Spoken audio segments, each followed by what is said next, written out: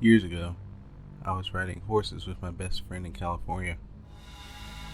We wanted to go to the local caves, which was a long trek. As we got to our destination, I looked down and noticed a man walking along the same trail. I ordered my friend back on our horse because I remembered we had to dismount to get over and around a felled tree blocking the trail. My friend thought I was just being overcautious and wanted to enjoy the little caves. I said no. There is only one way back, and we had to pass this guy, so I quickly, in my small, 12-year-old mind, threw together a plan. But my major sense of urgency was we needed to get out of there and pass this guy somehow. Cut to me and her riding our horses back down the trail as quickly and quietly as possible in order to get over that tree.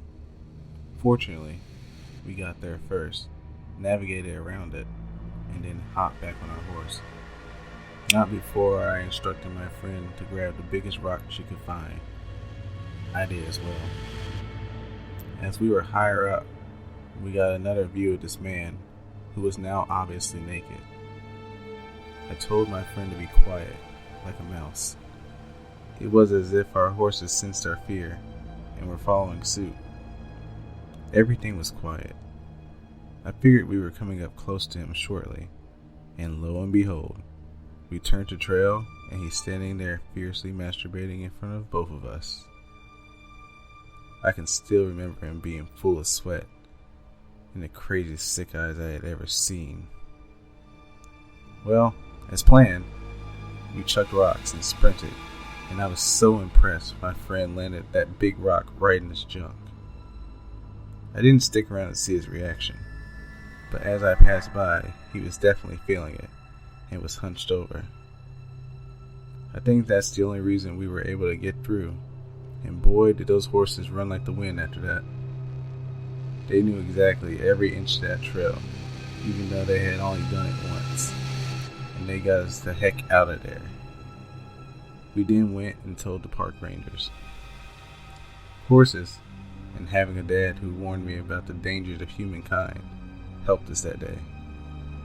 Another reason why I never really feel comfortable going camping alone as a woman. Sad, but true. R.I.P. innocence. Hello again. This is my second time posting in the last couple of days. I have a few stories.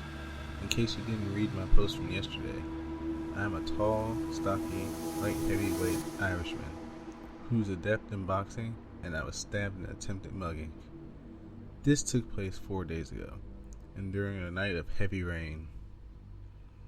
I was walking to get a taxi after a night out in the club and was fairly drunk.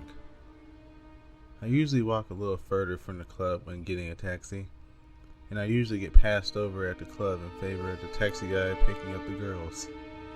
Sad, but true.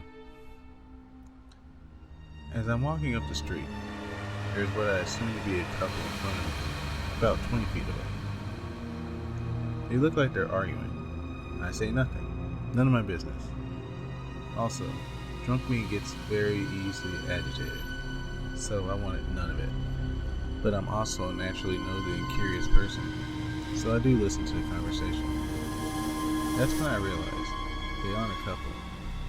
This guy, who is 6 foot and stocky like me, is trying to convince this girl, a petite 5 foot 6 inches, to go home with him, and she is consistently telling him no.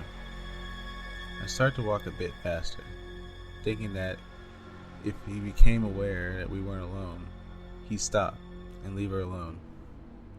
But nope, he grabs her arm hard and tries pulling her along, but she is slapping his arm and shoulder trying to stop him, while shouting.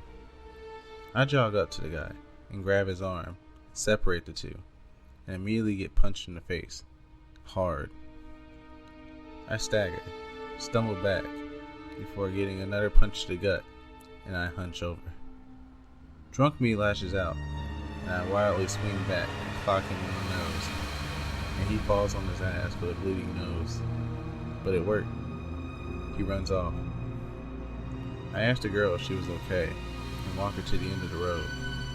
I hail her a taxi and tell her I'll get the next one. She thanks me and she goes off. Been on 2 nights out since. Drunk creeper? Let's not meet again. But petite lady? Maybe we can.